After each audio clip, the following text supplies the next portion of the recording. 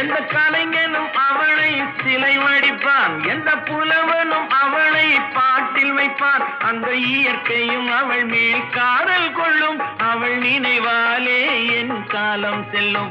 நான் பார்த்ததிலே அவள் ஒருத்தியை தான் நல்ல அழகி என்பேன், நல்ல அழகி என்பேன்.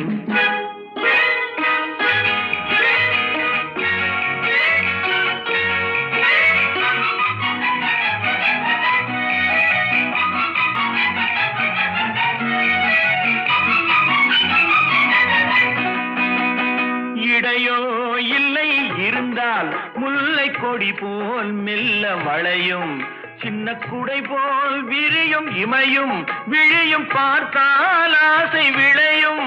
அந்த பூமகள் திருமுகம் மேலே குளிர் புன்னகை வருவதனாலே நிலவோ மலரோ